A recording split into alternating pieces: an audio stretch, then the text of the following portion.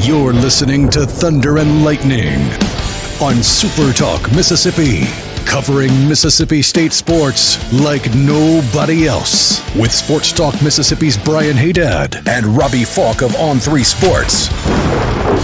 Now get ready for Thunder and Lightning. This is Thunder and Lightning here on SuperTalk Mississippi. Brian Hadad and Robbie Faulk here with you on a Wednesday morning. Thanks for joining us here at supertalk.fm or wherever it is that you get podcasts from. We appreciate you guys out there, our great listeners, especially our servicemen and women out there taking care of us. I want to thank our sponsors over at Strange Brew Coffee House and Churn and Spoon Ice Cream. Start your day the right way with a trip to the drive-thru over at Strange Brew Coffee House here in Starkville or at Brupolo over in Tupelo. Be a little weird, Robbie, if Brupolo was in Pistol Ridge. I love that. That's straight out of like the 1875.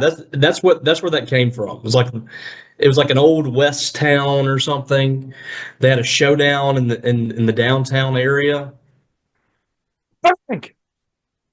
Yeah, exactly. I went full Cactus Jack there. Wherever you are in our great state, you can enjoy Strange Brew Coffee each and every morning. It's just a click away. It's at strangebrewcoffeehouse.com. Knock your teeth out with a chair, so you can stick your tongue through your teeth like Cactus Jack. I want a tooth coming out of my nose like Cactus Jack. Yes. That's what I want. That was actually Mankind. Now that I think about it, totally that was different. Mankind, but it's same guy. Come on. No, totally different. Totally different people.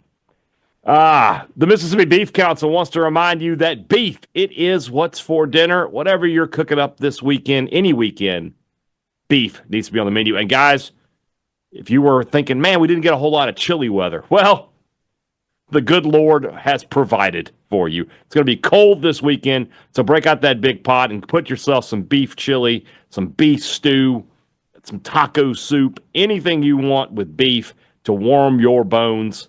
Or if you want to go outside, fire up the grill, ain't nobody going to complain about that either. Whatever you decide, remember, nothing beats beef. Beef, it's what's for dinner, thanks to our friends, the Mississippi Beef Council. College Corner, collegecornerstore.com is the place to find the maroon and white merchandise that you are looking for. Hats. Everybody loves hats. They have an incredible selection of hats at College Corner. I tweeted out some today, those branded Bills hats. These are the new hot hats that all the young kids are wearing. So if you want to look young, what? How do you do, fellow kids? How you do, fellow kids? Exactly. I'm just telling you, that's what these guys are wearing. Is it for Brian Hadad? Probably not. I'll be honest with you. But I know they're popular because I see people wearing them. They're very great quality hat. It's going to last a long time. But if that's not your style, I'm telling you, there's a hat to fit you at College Corner. 2 locations in the Jackson area, original by Fleet Feet, flown by the Half Shell, or you shop online at collegecornerstore.com. You're laughing at me. Why are you laughing at me? Look at your face. Because as you're talking about, they have every hat you need. I'm watching this video of Mississippi State celebrating in the locker room with Michael Nwoko wearing. They don't have that hat. They don't have wearing a 10-gallon hat like Turd Ferguson from Saturday Night Live.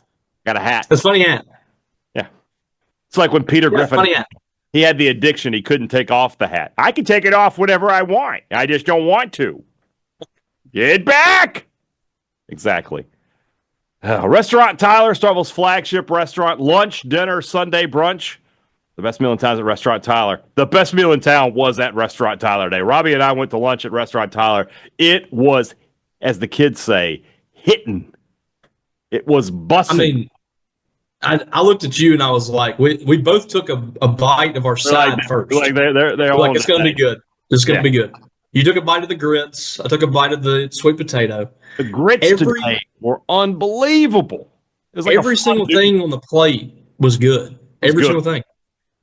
Blackened catfish, mac and cheese grits for Hadad, fried catfish, sweet potato, butter beans for Robbie Faulk, cornbread. I honestly could have eaten another plate. We discussed this, and if you're listening if Tyler or Brian Kelly, if y'all are listening, I'm just saying that if you said, all right, so the blue plate I think is $14 or $15, right? If you said for $7, you could get another smaller piece of meat with a scoop each of the sides and call it seconds. I would have paid that today. I'm just letting you know that's $1 million idea right there. It's all for seconds. I'm just saying. Yes. Throw it out there. Just give me a scoop. I'm already thinking about my next trip. I'm doing a good job on my New Year's resolution to eat at Restaurant Tyler more often. Priority One Bank, 16 locations to serve you throughout Central Mississippi. Let PriorityOneBank.com be your guide. They'll show you not only where they're located, but they're going to show you how they're going to help you invest, manage your money, and prepare for the future. Now more than ever, when you have questions about your own money, this is your money that we're talking about here. You want answers. You want them on your schedule. You need to deal with a bank that gives you a level of service like you're going to get at Priority One Bank. Don't mess around. This is your money we're talking about. Put it in a bank that you can trust. Priority One Bank. Let Priority One Bank make you their priority. One thing about being a Mississippi State fan is this, and if you can say what you want about me being negative, blah, blah, blah, you know you're never going to get a full day. If there's 2 games to be played, you're splitting those games. The right team won. The right team won today for Mississippi State. So let's start with basketball. We talked about it for the past few days. State's had all these huge games at home. This was the last opportunity to get that real signature win, and they got it, and they made it a signature win. A dominating defensive performance for Mississippi State. Down 1 at the half, they outscored Texas A&M 40-23 in the second half. This box score is insane. Final score is 70-54. So State's out-rebounded in this game by 7. And that's including A&M with 6 more offensive rebounds. But they only had, on 11 offensive rebounds, Robbie, A&M only got 6 second chance points. So they would get the rebound and not get anything out of it. State holds a second straight opponent to under 40% shooting. A&M shoots 36% for the game. State is 17 of 20 off the free throw line. That might be a best ever under Jans. 17 steals for Mississippi State. They forced 19 turnovers total, only turned it over 11 times themselves. On a game where they shoot 9 of 25 from behind the arc. Hubbard and Claudel Harris were 7 of 14. So that means everybody else was 2 of 11. Melendez, maybe the toughest luck shooting performance I've ever seen in my life. He missed so many wide open looks. It was painful. But stayed engaged, played good defense for Mississippi State. And in the end, State gets that signature win. And with that, Robbie, we can say that they are now a lock to make the NCAA tournament. Yeah, it's all about positioning now. And that positioning could be pretty darn good. I told you rebounds was a big thing in this game. And State did lose the rebounds. But like you said, the offensive boards, which A&M does better than anybody in the country, it didn't hurt Mississippi State. They go up 11, and what's really impressive about them is it's like they have a vice grip for hands. Like, when they get a hand on the ball, it's very difficult to get away from them. State had to wrestle it away. But State didn't let them let that hurt them tonight. And I thought very efficient on the offensive side of the ball, 9 of 25 from 3. And again, we are keeping this 3-point thing going. 17-0 now when they hold a team under 10. A&M was 8 of 23, and they had a few. Wiltshire looked like he was going to have the game of his life for a second there. I came in averaging 4 points per game, had 11 in the first half. He hit that long 3, and I was like, "This is it. This is going to happen." Yeah. The second worst shooting team in the SEC is about to go bonkers. But second half, the way State came out in the second half, unbelievable. 40-23. This is 2 games in a row that State just really played great defense. You force A&M into 19 turnovers, 22 points off of it. Might be Josh Hubbard's most efficient game he's played. 6 of 10 from the field, 10 of 11 from the line. I know he's had more points, but we're just really good. So, Huge win. Yeah, I mean, State shoots 43%, but again, we have 2 guys here. Josh Hubbard shoots 6 of 10, and Harris shoots 5 of 10. The rest of the team didn't give you very much offensively. I thought in limited minutes, only played 20 minutes. Keyshawn Murphy had 8 and 8. I think there was he came out for some reason that I don't know the answer to, but he was playing well. He had one of the most ridiculous shots I've seen in recent memory, a turnaround fadeaway jumper that for a person of my age evoked memories of Patrick Ewing in his prime. I mean, that was some crazy. Yeah. When that shot went in, I was just like, oh. I mean, my family looked at me. I was like, did you see that? Look at this shot. It's unbelievable. But didn't play much. But Matthews, 5 points. But yeah, I said in the press box. Yeah. I was just going to say, I said in the press box when he shot that was like an NBA shot. Yeah. Cam Matthews, 5 points, only 5 points. But he has 6 rebounds, and he has 6 steals. Really impressive. 17 steals is just a ludicrous number. Towards the end, A&M could not get the ball into their half-court offense without the Bulldogs getting a hand on it. And then on the other end, State, like I said, only 11 turnovers. They played really good basketball. And defensively, I mean, this is 2 games in a row where State's defense has just been outstanding. And, now you're looking at a situation, we talked about it on the show, that Alabama game at Tuscaloosa, that's obviously a very tough matchup. You know that's going to be a tough one. But you have winnable games the rest of the way. You only have one more ranked team to play, and that's that game at Alabama, right? Oklahoma, who I think the last I saw, they were down 25 to Florida. I don't know what the final score of that game was. Let me see if I can do a quick look for you here. Well, I think they got killed. I'm sure they did, but I want to see what. Google is making me upset tonight. I'm not going to lie to you. It's just not a quality product right this second. So anyway, they were, like I said, they were down big to what was the final there? 85-63. So they lost by 21. LSU blows out South Carolina. The poor Gamecocks, man, they cannot get it done. But like I said, Oklahoma unranked, Texas unranked, LSU unranked, Arkansas unranked. You got opportunities here if you're Mississippi State to. And I mean, right now you're what 7-7 in the league. In fact, is that correct? Yeah, I think that's right. So 7-6. 7-6. Yeah, so they're 7-6 in the league. 11-7 is a very doable target. I'm not saying State won't do it, because State has played in ways this year. They played poorly enough at times where you could think maybe they'll drop one they shouldn't. But 10-8 is very, very gettable. 11-7, State's kind of like this roller coaster of seeding right now. A few weeks ago, it was like, oh, they could be a 3 seed. Then it's dropped down to, oh, they're probably going to be like a 6 or a 7 seed. They're on the way back up, and they could very well get back into that 3 seed range again if they can finish 11-7. Yeah, there's no doubt about it. That's 5 is a position I don't know if I want State to be in. I don't know if 5 versus 12 is kind of a scary position. Always that. So I'm kind of wanting a 4 or 6, I think. Yeah, those sound a little bit better than the 5. And Josh Hubbard needs to be mentioned in this one as well. You talked about his efficiency, but 25 points, 6 of 10 shooting, so he was shooting the ball well. But then on top of that, he's getting to the free throw line where he's 10 of 11. That's really an efficient night for him. 2 rebounds. He had 4 assists. He only turned it over once. He also had 4 steals. He was a plus 29 in the game. Goodness, just and then in the second half, like I said, 4 of 6 and 7 of 8 from the free throw line with 3 of those steals there.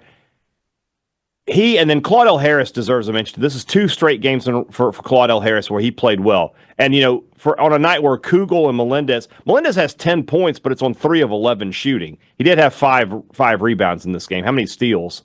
I just throw him on. No steals. I'm surprised. I thought he had a couple. Kugel didn't get anything going in this game. 2 points, couple of rebounds. That's really it.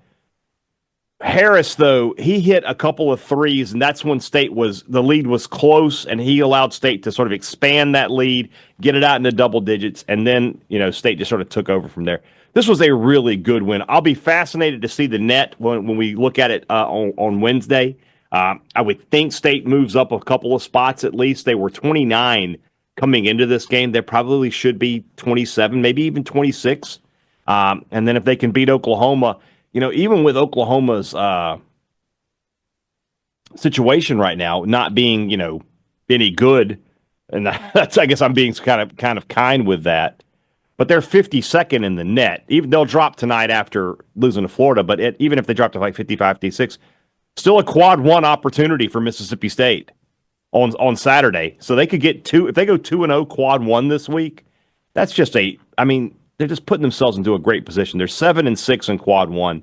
They're overall quad one, quad two. They're 11-7. A chance to be 12-7 playing in Oklahoma. They're just in a really good spot. And like I said earlier, they've locked themselves into that NCAA tournament bid. You now have back-to-back double-digit wins over quad one opponents. You beat an Ole Miss team on the road by 10. You beat a really, really good Texas A&M team by 16. The metrics should love Mississippi State after this. They didn't move much after – they didn't move at all after the Ole Miss game. So hopefully this is something that can help move them up in the metrics a little bit and kind of even things out. I think that Missouri loss, the way they lost it, really it's hurt them. Yeah. So this now I think should put Mississippi State in solid position the rest of the way. Just don't stub your toe down the rest of the schedule here, and you go into the Alabama game wanting to win that, but that's a game I think we would say today that Mississippi State probably going to lose. You call it a free shot, though. Yeah. Other than that, you can beat everybody else in your schedule, and you could afford to probably lose one of those. Mm-hmm. But at this point, I think it's safe to say Mississippi State right now is playing for seeding, and you should feel comfortable going into March. State gets 17 steals against Alabama. I bet they win. You could have a shot. I'll bet like this. Yeah, so great defense and a Josh Hubbard performance tonight. Great stuff from Mississippi State. Let's move over to baseball. It's brought to you by our friends over at Two Brothers Smoked Meats in the heart of the Cotton District, the place to find smoked Southern soul food. Robbie and we were at Restaurant Tyler today. We'll be at Two Brothers soon, though. Probably very soon. Maybe even this week. Who knows? But whenever we go there, we have a great time, just the same way we do when we go over to the Older Brother. That's why those are two of our favorite places in Starkville. We know the food's great, we know the people are great, and we know that you will have a great time if you head over there. So do it. Next time you're in Starkville, if you're going to be up here for baseball this weekend, make a trip to the Cotton District and enjoy some smoked Southern soul food at Two Brothers Smoked Meats or a fancy sandwich at the Older Brother. Great products, great service. Every business likes to promise it to you. They deliver it to you at Advantage Business Systems. That's what they've been doing for 50 years. 50. If you need technology for your business, give Advantage Business Systems a call. And if you need any kind of service after the fact, it's easy to get because it's the same number. You've already got it saved in your phone right there. So you just give them a call and you take care of everything with them, and they will take care of everything with you. They make it simple. One phone call takes care of everything. That's what you want when you have a problem. And who can afford to wait around on some of these other places to tell you, oh, we'll be there in a week or so? Going to go a week without a copier at your business? I think not. 601-362-9192 or visit them online, absms.com. Find out how Advantage Business Systems will help your business do business. Before you go to the next game here in Starkville, make sure a trip to Maroon & Co. is on your agenda. I'm just telling you this. If you want to get Mississippi State gear in the city of Starkville, the place to get it is at Maroon & Co. They have the biggest selection, the best selection, stuff you cannot find anywhere else. Whatever you're looking for, shirts, hats, polos, pullovers, whatever it is. The position of that's exactly what I was thinking. I didn't even notice that until I look and my hands look like I'm about to crush a city. Whoa! It's Rob Zero. Yeah, that's exactly what it is. Yeah. This has been, I don't know if anybody knows, but today's show has been an experience. My internet's not really working at this hotel. I tried to run it through my phone, so it was real choppy in the first part. I'm doing it through my phone now, and I've got my fingers are already like those are abnormal. Phalange, my friend. They're already abnormal, but Our promo code at Maroon Company, it's Thunder15. You can save 15% off or more.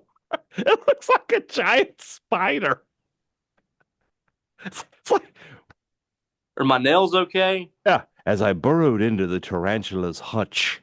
It's like David Attenborough over here. Thunder15, Maroon and Co. You know what to do.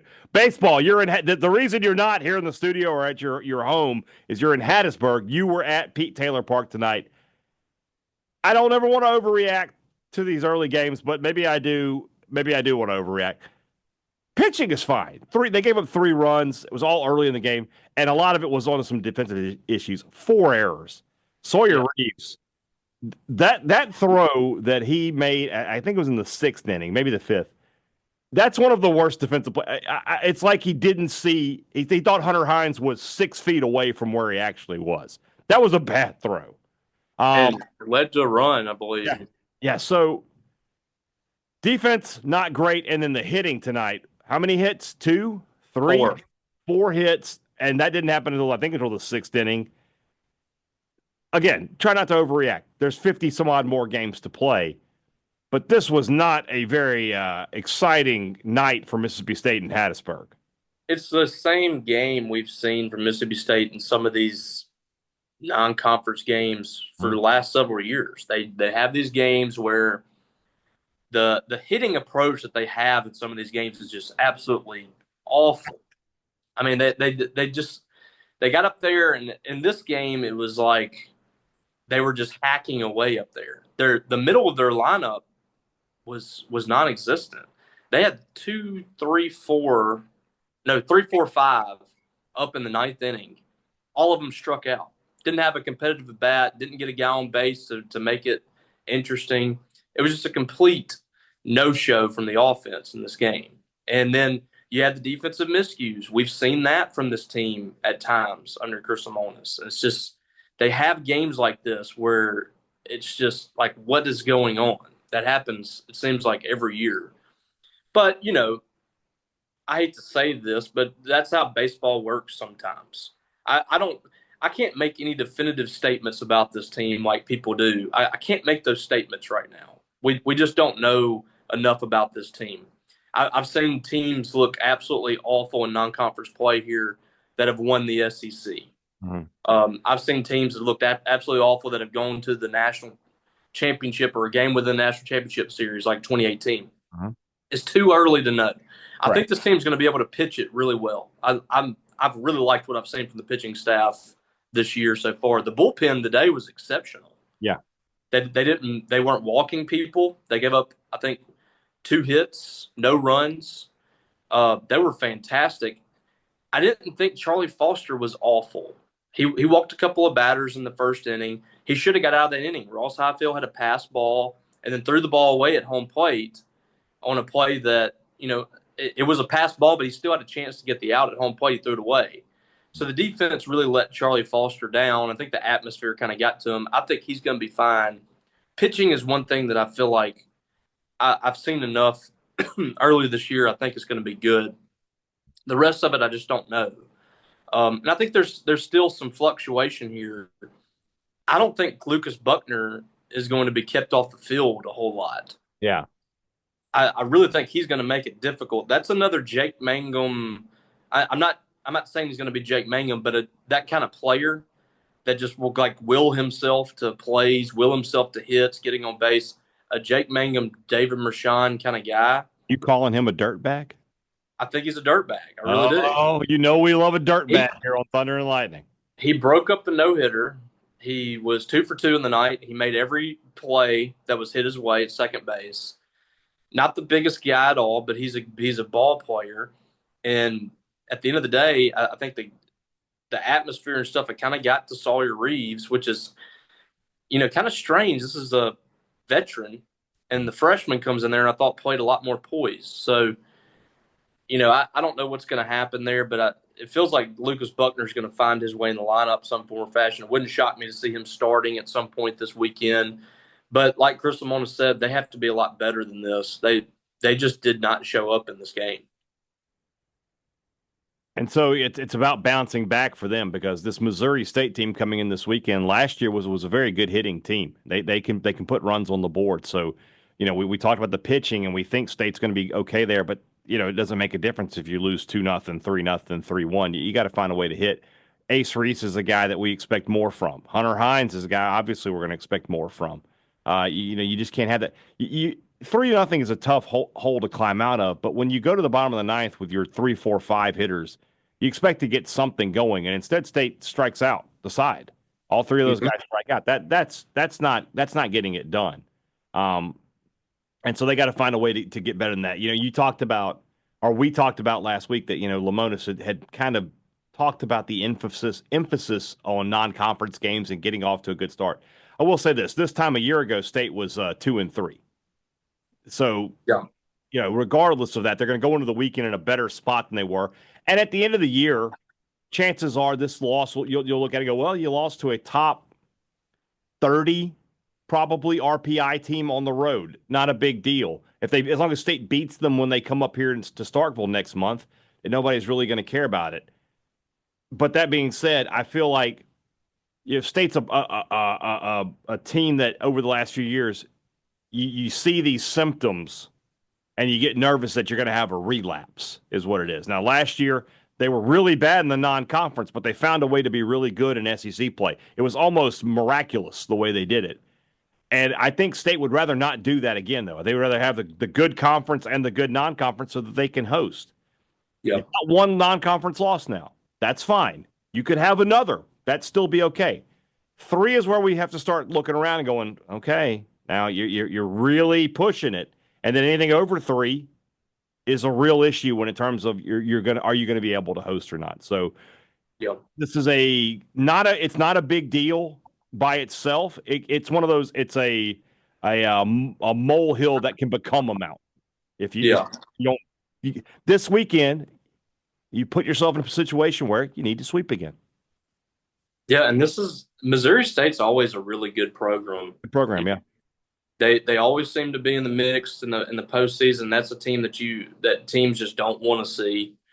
And that the way they're made up, it's a team that can really swing the bats. So State's going to have to bring the offense this weekend. I don't anticipate the pitching staff coming in and just completely shutting those lineups down. They're going to be on the bases.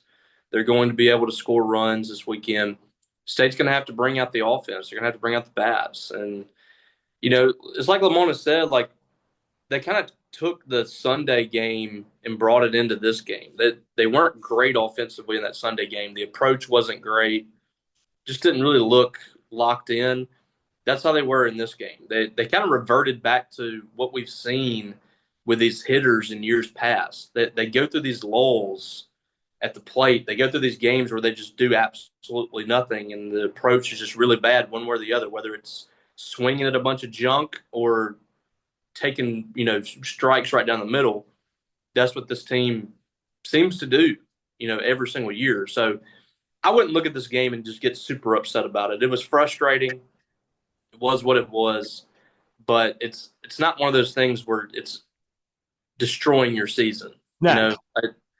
It's a very long season, and people have to remember that. I mean, this is going to be a season that's 55, 60 games long. These games don't define your season, but you can't let more of these games happen. Right. Things that Mississippi State did in this game, they've got to eradicate. They got to get that out of their minds. Get your batting back to normal. Win some games this weekend, and if you start on Monday, if you're 6-1 on Monday, you're fine. You're 5-2. Oh, yeah. You're 5-2, and that. It sounds silly, but the margins are that thin. Because 5-2, then you look ahead to next week when you play in that tournament in Houston. You're probably going to drop one game there. Well, then all of a sudden, you're 7-3. Then you come back the next week and you lose a game, and now you're 8-4. And now you're getting into conference play, and you've got 5 losses again. It's going to be tough to host. It's going to be tough to host, especially we keep talking about State's schedule and how beneficial it is to Mississippi State. By that same token, you're not playing the top tier of RPI teams. You're not going to be playing Tennessee and Texas A&M and those teams. So you're not going to get massive RPI boosts. It could be a situation where you win 18 conference games and the committee looks at you and goes, well, yeah, but they didn't play Tennessee and Texas A&M and Arkansas. So you got to leave no doubt on those committees' minds. You have to have a stellar record to host. And State, like I said, one loss, it's fine. It's fine. Is it embarrassing to lose to Southern Mississippi for a lot of fans? Yeah, it is. Southern Mississippi is a great baseball program year in, year out. They are the most consistent program in the state over the last 5 years because even though State and Ole Miss have won national titles, they have followed those up with poor seasons. Southern Miss has just kept winning. So to me, it's not an embarrassing loss at all. It happens. And the last time State went down to Hattiesburg and lost a game, they turned it around. They went to the College World Series. So yeah, people have to get the Southern Miss thing out of their mind. It's not football. It's not bad. Southern Miss, and baseball is a completely different sport too. Some of these mid majors and smaller conferences, like they are competitive against some of the best of the best. I'm not saying this is acceptable, but Southern Miss is not a pushover. This is a really good program. Yeah, and if you don't show up, which is that's Ostrander is one of the best pitching coaches in the country. So you knew that his staff was going to be good. And if you don't show up and if you make mistakes, you will get beat against them because they have the pitching to hold you down offensively. Right. And that's what they did. And it was really cool to see Colby Allen out there doing what he did. He's a very talented kid. Well.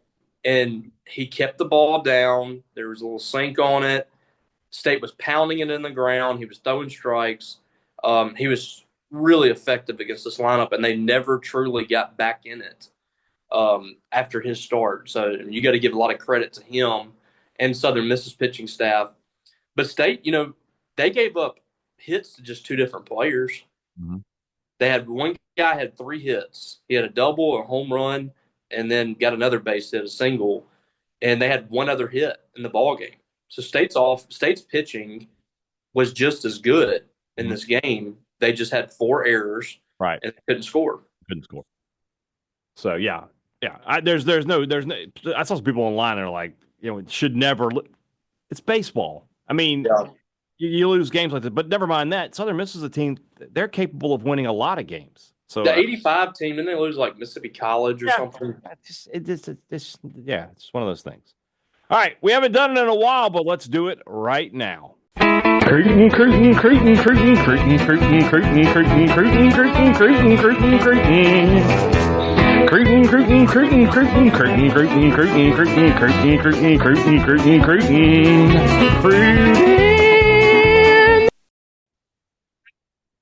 I don't think we were expecting a commitment today, Robbie Faulk, but that's exactly what happened. And a Mississippi kid as well, one of the top-rated players in the state, according to On3, the number 10 overall player in the state, according to the On3 website. Emmanuel Tucker, 4-star offensive lineman out of New Albany, Mississippi, right in Ole Miss's backyard.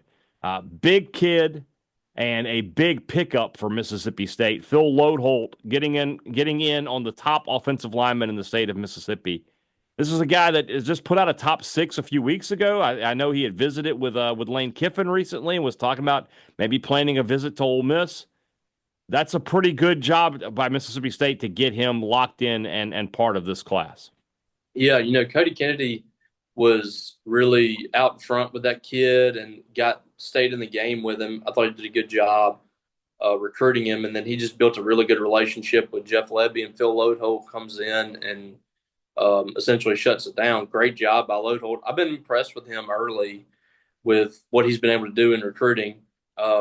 It has to finish, obviously, but he's already gotten some guys to campus that are really impressive, and now you have your first real big commitment here. And this kid is starting to blow up. I mean, he's got offers. Yeah. Tennessee, Auburn, Florida State, Miami. Really impressive athlete that can play on either side of the ball for his high school team. He's looks like a tackle on the next level, and a nice surprise for the spring for Mississippi State to get a kid like that. One of those I don't anticipate being a drama player or anything like that. I think this is one that's probably going to stick and has the potential to have a really big year too. When you look at State's in-state class, it's kind of interesting, especially in terms of on-3 ratings, right? So Iverson McCoy doesn't have an on-3 rating, neither does Jaden Taylor at this time. Then you have the one that I don't get, and we've talked about it before with Jaden Hill, and this isn't an on-3 problem. Everybody is underrated. In my opinion, Jaden Hill can make a push for being the top-rated guy in this state. He is a college running back right now. If he had been part of the class of 25, he could come to Mississippi State and immediately be challenging for playing time. He could go to a lot of schools and challenge for playing time immediately. I saw enough of him to know that that's an SEC football player. Seeing him as a mid 3-star is just really strange for me. And then you have Tucker. And it doesn't follow the offers either. No, he's got a ton of great offers. That's a guy who probably right now could commit to Alabama, Georgia, and they would take his commitment. And so he would immediately jump up to a mid-level 4-star. Oh, yeah, no question about it. So long way to go in this recruiting class. But, you and I talked about those out-of-state kids the other day, and it's just like it's tough to get excited over out-of-state commitments this early in the process. In-state kids, more often than not, are going to stick. And if they do flip, it'll be later in the process. But this is a good start for Mississippi State in-state in what is a really good class in the state of Mississippi. We're talking about it on Sports Talk today. You've got a 5-star and 11 4-stars based on the on-3 rankings. So plenty of and that's not including a guy like Jaden Hill, who will eventually be a 4-star in this class. There's no way you can convince me he won't be. So yeah, and there's been a lot of talk about State's not in the game with some big names in State, and you don't really see Braylon Womack talking about State. You have all these guys that are looking out of State, taking visits. They're naming their Final Five, and State and Ole Miss aren't in it or whatever. But State has a really solid in-state class right now. The guys they have committed have a chance to be really good. So they are making some headway in State. They can do better. But for a team that hasn't proven anything under Jeff Lebby yet, you get a top 25 class this past year. The transfer portal class looks solid. I think they're off to a good start here in this class. It's solid at this point, I would say. Yeah, I agree with you. I think it's going to be a solid class. I mean, it'd probably be right where it was last year. Maybe a little better if they can convince some of these high 4-stars in the state of Mississippi. And then a lot of most of that's just going to depend on what State looks like on the field this fall.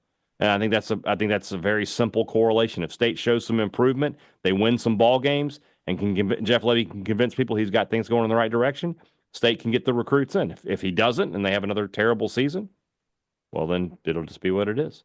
All right. Tomorrow's show, we said we'd do is push it back another day. So the rumblings will be tomorrow. Robbie, I know it's late, but if you want to fire off that tweet, we can get that going. And we'll get your questions answered tomorrow. For Robbie Faulk, I'm Brian Hadad. Thanks for listening to Thunder and Lightning here on Super Talk, Mississippi.